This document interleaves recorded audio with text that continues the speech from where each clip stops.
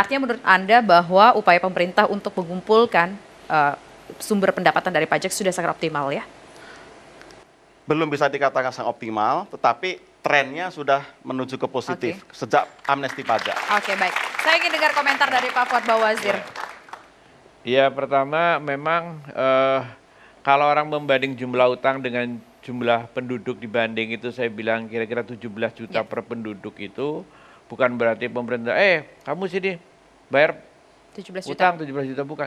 Bayarnya tidak langsung karena utang itu dibayar dari pajak. Pajaknya itu dari rakyat gitu loh maksudnya itu.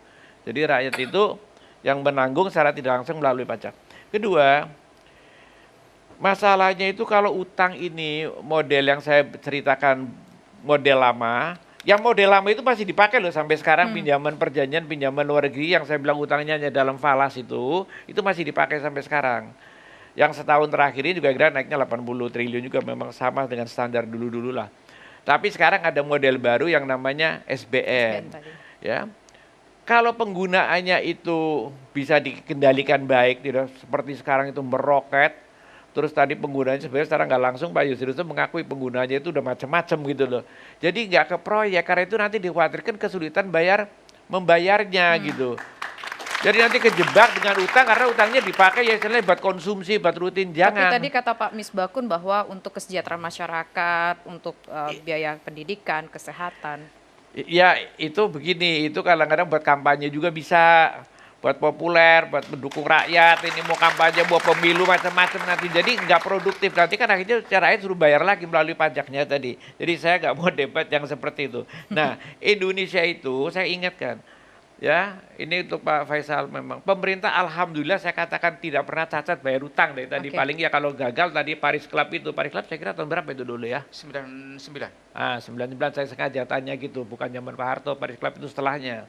Nah, gara-gara Pak Harto, Pak. Ya, ya, gitu loh. ya pokoknya saya ngomong setelahnya nanti saya Tapi cerita kan lagi ya. Paris Club itu tidak pernah kita melakukan rescheduling yang kemudian dijadwalkan kembali, tidak pernah. Bagus, hanya pokoknya kita membicarakan, hanya membicarakan. Kemampuan kita membayar pemerintah itu alhamdulillah selama ini masih bagus. Tadi awal pertama saya katakan, yang harus diingat memang sepanjang belum ambruk memang selalu bagus.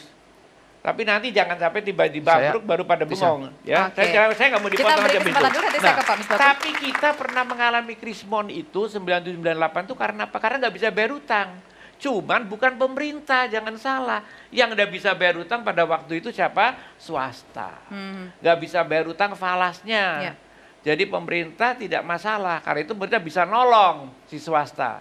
Ya, tapi rata-rata krisis itu karena orang gagal bayar utang. Cuman swasta ingat. Jadi bukan kita. Kemudian saya juga satu poin lagi yang mau saya ingatkan, DSR.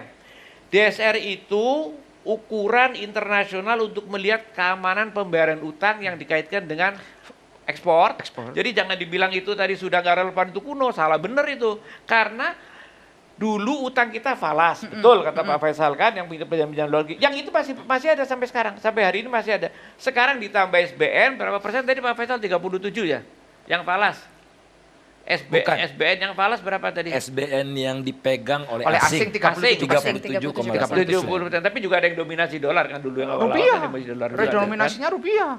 Yang awal rupiah dong. Dia belinya di pasar spot rupiah, Pak. Iya, tapi yang dulu-dulu bondholdernya. Pokoknya bondholdernya gitu asing, Pak. Jadi tetap yang falas, pinjaman falas itu masih ada. Oke. Nah itu ya kalau ngitung sekarang pun tidak ngitung dari utang. Ngitungnya DSR itu adalah falas, kewajiban utang falas kepada DSR. Dia tetap itu.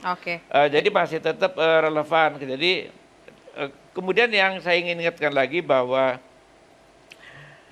pada waktu itu pernah DSR kita itu besar. Ya. Itu bukan karena utang falasnya besar, tapi dalam rupiah menjadi besar karena itu kan dikaitkan dengan rasio utang terhadap PDB dikaitkan kan dengan rupiah. Nah waktu ada kurs dari 2.400 menjadi 10.000, 12.000, maka utang itu seolah-olah naik besar karena itu rasionya terhadap PDB utang itu besar. Tapi bukan karena utangnya, karena kurs itu kejadian istimewa tuh namanya luar biasa. Jahatnya kurs rupiah. Jadi itu beda lagi ceritanya.